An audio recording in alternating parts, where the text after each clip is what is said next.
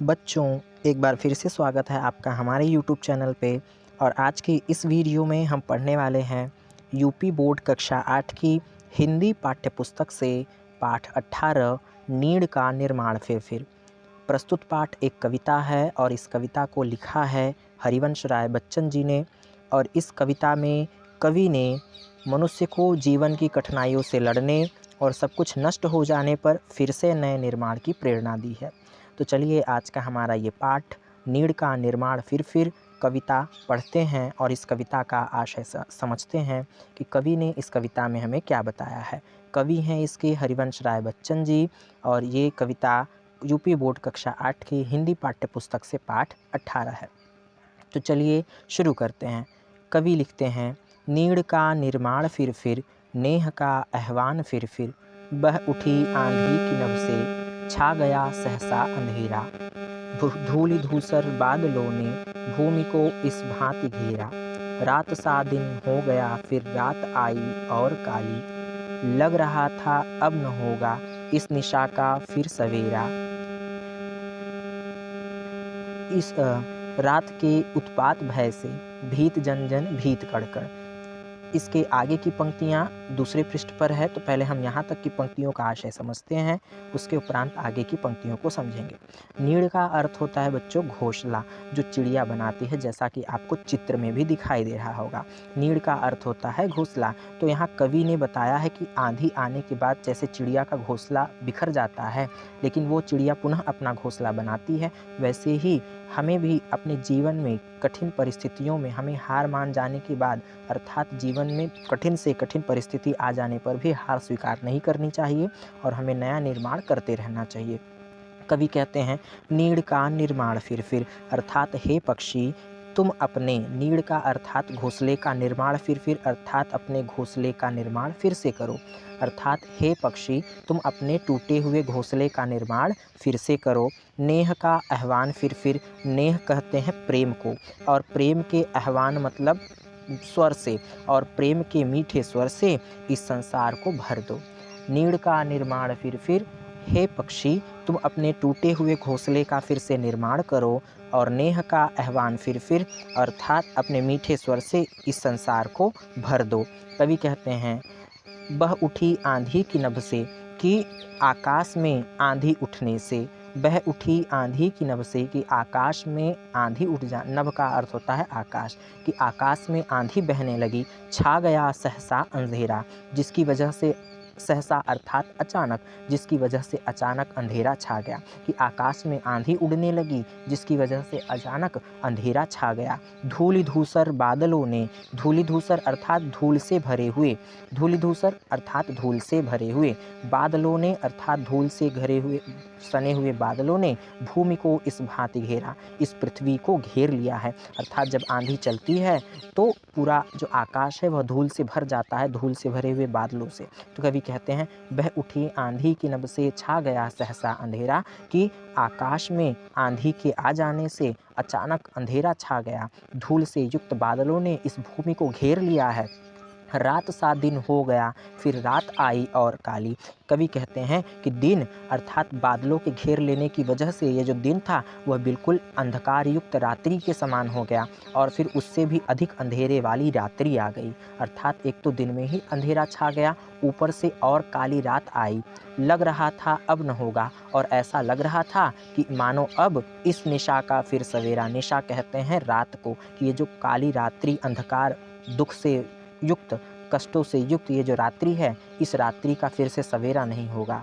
रात के उत्पात भय से, और इस तूफान से, उत्पात का मतलब उपद्रव होता है, और रात्रि के इस तूफान की उपद्रव से और इस अंधकार से भीत जन जन भीत कड़कड़, पृथ्वी का कण और जीव जगत, जन जन अर्थात जीव जगत, लोग सब कोई भयभीत है। रात के उत्पात भय से भीत जन जन भीत कड़कड़, अर्थात रात्रि के उस भयंकर तूफान से पृथ्वी का एक एक कण और पृथ्वी के सभी जीव जगत भयभीत हैं, डरे हुए हैं। एक बार फिर से इन पंक्तियों को समझ लेते हैं। कवि कहते हैं, नीड़ का निर्माण फिर नेह का आह्वान फिर। हे पक्षी, तुम अपने टूटे हुए घोंसलों का फिर से निर्माण करो और अपने प्रेम रूपी मीठे स्वर से इस संसार को भर दो। बह उठी आंधी की नभ में छा गया सहसा अंधेरा, कि अचानक आकाश में आंधी चलने लगी और संपूर्ण जगहों पर अचानक अंधेरा छा गया। धूलि धूसर बादलों ने भूमि को इस भांति घेरा, और धूल से सने हुए, धूल से युक्त बादलों ने इस पृथ्वी को इस प्रकार से घेर लिया कि रात सा दिन हो गया, फिर रात आई और काली, कि ये दिन जो था वह रात्रि के समान हो गया, अंधकार से भर गया, और फिर रात और भी भयंकर और काली आई। लग रहा था अब न होगा इस निशा का फिर सवेरा, और ऐसा लग रहा था कि इस रात्रि का, इस अंधकार से युक्त रात्रि का फिर से अब सवेरा नहीं होगा। रात के उत्पात भय से और रात्रि के इस उत्पात अर्थात उपद्रव, रात्रि के इस तूफान रूपी अंधकार से भीत जन भीत कड़कड़, पृथ्वी का एक एक कण और एक एक मनुष्य भयभीत था। आगे की पंक्तियों को चलते हैं, लेकिन उससे पहले अगर आप हमारे चैनल पर नए हैं तो हमारे चैनल से जुड़ने के लिए और हिंदी सब्जेक्ट के कंटेंट को पाने के लिए हमारे चैनल को सब्सक्राइब करना ना भूलें। साथ ही साथ बेल आइकन को ऑल पर सेट करना ना भूलें, ताकि हर वीडियो का नोटिफिकेशन आप तक सबसे पहले पहुंचे। कवि आगे की पंक्तियों में कहते हैं, किंतु प्राची से उषा की मोहिनी मुस्कान फिर नीड़ का निर्माण फिर नेह का आह्वान फिर। पहले इन पंक्तियों को समझते हैं। ये पंक्तियाँ पिछले स्टैंजा की थीं। पहले इन पंक्तियों को समझते हैं। कवि ने बताया कि इस प्रलयंकारी, इस तूफान, भयंकर तूफान से पृथ्वी का कण कण और जीव जगत भयभीत है। किंतु प्राची से उषा की, प्राची कहते हैं पूर्व दिशा को जहाँ से सूर्य उदित होता है, किंतु पूर्व दिशा से उषा कहते हैं सूर्य के जब उदित होने की किरणें दिखाई देती हैं, उदित होने से पूर्व, उसको उषा कहा जाता है। कवि कहते हैं किंतु पूर्व दिशा में जो सूर्य की किरणें चमक रही हैं, उससे ये अंधकार दूर हो गया। मोहिनी मुस्कान फुरफुर, फिर अर्थात मोहित कर देने वाली, प्रसन्न कर देने वाली पूर्व दिशा से सूर्य की उषा, सूर्य की किरणें फिर से फैल गईं, अर्थात उस अंधकार का नाश हो गया, वो अंधकार समाप्त हो गया। इसीलिए हे पक्षी, नीड़ का निर्माण फिर तुम अपने घोंसले का निर्माण फिर से करो, नेह का आह्वान फिर और अपने मीठे स्वर से इस संसार में प्रेम भर दो। कवि आगे की पंक्तियों में कहते हैं, बह चले झोंके की कांपे भीम कायावान भूधर, जड़ समेत उखड़ पुखड़ कर गिर पड़े टूटे विटपवर, हाय तिनको से विनिर्मित घोंसलों पर क्या न बीती। पहले यहाँ तक की पंक्तियों को समझते हैं। कवि कहते हैं, बह चले झोंके की कांपे, कि रात्रि में जो आंधी आई थी वो इतनी भयंकर थी। झोंका मतलब होता है हवा का झोंका, कि रात्रि में तूफान जो था, रात्रि में भयंकर विनाशकारी जो तूफान था, उसके झोंके इतने तेज थे कि भीम कायावान भूधर, भीम कहते हैं बड़े आकार वाले, बहुत ही अधिक बड़े, कायावान मतलब जिनकी आकृति बहुत बड़ी हो, भूधर अर्थात पहाड़, कि रात्रि का जो प्रलयंकारी विनाशकारी तूफान था, उसमें बड़े बड़े भीमकान, बड़े बड़े कायावान पर्वत भी कांपने लगे। जड़ समेत उखड़ पुखड़ कर, और जड़ के साथ, जड़ समेत अर्थात जड़ के साथ उखड़ करके गिर पड़े टूटे विटप पर, और विटप कहते हैं वृक्ष को, कि जो बड़े बड़े पेड़ थे वह जड़ समेत टूट करके उखड़ पुखड़ कर नीचे गिर पड़े। हाय तिनको से विनिर्मित घोंसलों पर क्या न बीती। कवि कहते हैं कि जब इतने बड़े बड़े विशाल पर्वत कांपने लगे, इतने बड़े बड़े जो है वृक्ष टूट कर गिर गए, तो तिनकों से विनिर्मित अर्थात तिनकों से बने हुए, अर्थात छोटे छोटे तिनकों से बने हुए उन घोंसलों पर भला क्या न बीती होगी, उन घोंसलों की तो क्या ही दशा हुई होगी, जैसा कि आपको चित्र में दिखाई देता है। फिर समझते हैं इन पंक्तियों को। कवि कहते हैं कि जब वह रात्रि में विनाशकारी तूफान, भयंकर तूफान चला, तो बड़े बड़े भीम कायावान, विशाल काय पर्वत कांपने लगे और बड़े बड़े वृक्ष जड़ समेत उखड़ पुखड़ कर गिर गए।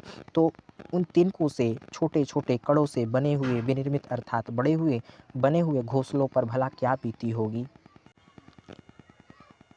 कवि आगे की पंक्तियों में कहते हैं, डगमगाए जबकि कंकड़ ईंट पत्थर के महल पर, बोल आशा के विहंगम किस जगह पर तू छिपा था, जो गगन में चढ़ उठा था गर्व से निज वक्ष फिर नीड़ का निर्माण फिर नेह का आह्वान फिर। कवि कहते हैं कि यह रात्रि जो थी, यह तूफ़ान जो था इतना भयंकर था कि इससे कंकड़ पत्थर से डगमगाए, जबकि डगमगाना मतलब हिल जाना।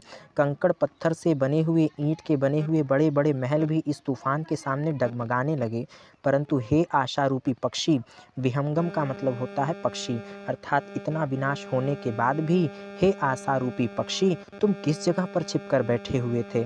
कि यह जो पक्षी है आकाश में किस जगह पर तू छिपा था, कि तुम किस जगह पर छिपकर बैठे थे जब बड़े-बड़े जो है भीमकायमान वृक्ष और बड़े-बड़े वृक्ष उखड़ करके विशाल पर्वत उखड़ रहे थे, बड़े-बड़े महल डगमगा रहे थे। हे आशा रूपी पक्षी, तुम किस जगह पर छिपे हुए थे, जो आकाश में इस तरह से गर्व से, अर्थात गर्व के साथ वक्ष, फिर वक्ष कहते हैं छाती को, अर्थात तुम किस जगह छिपे हुए थे जो इस प्रकार से अपनी गर्व से खुली हुई छाती को लेकर उड़ रहे हो। हे पक्षी, नीड़ का निर्माण फिर तुम अपने टूटे हुए अस्त व्यस्त घोंसलों का फिर से निर्माण करो। नेह का आह्वान फिर और फिर से प्रेम को निमंत्रण दो, अर्थात प्रेम की वाणी से, अपने मीठे स्वर से इस संसार में प्रेम भर दो। तो बच्चों, आज की हमारी ये कविता थी हरिवंश राय बच्चन जी द्वारा लिखी गई नीड़ का निर्माण फिर यहाँ पर ख़त्म होती है। अगर आपको कहीं संशय है, किसी स्टैंजा में, किसी शब्द में नहीं समझ में आया, तो आप कमेंट में ज़रूर पूछ सकते हैं। जाने से पहले हम हरिवंश राय बच्चन जी का थोड़ा सा परिचय जान लेंगे, उसके बाद पाठ को ख़त्म करेंगे। हरिवंश राय बच्चन जी, जिनका जन्म 27 नवंबर सन 1907 को इलाहाबाद वर्तमान प्रयागराज में हुआ था।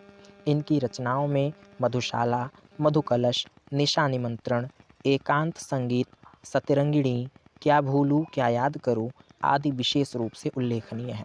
इनकी रचनाओं के लिए इन्हें साहित्य अकादमी और पद्मश्री सम्मान से सम्मानित किया गया है। इनका निधन 18 जनवरी सन 2003 ईस्वी को मुंबई में हो गया था। तो बच्चों, आज का हमारा ये पाठ नीड़ का निर्माण फिर यूपी बोर्ड कक्षा 8 की हिंदी पाठ्य पुस्तक से पाठ 18 यहीं पे समाप्त होता है। वीडियो पसंद आया हो तो इसे लाइक करना ना भूलें, और अगर नहीं समझ में आया तो कमेंट में पूछना ना भूलें, और वीडियो को अधिक से अधिक अपने मित्रों में साझा करना ना भूलें, ताकि वो भी आसानी से घर बैठे पढ़ाई कर सकें।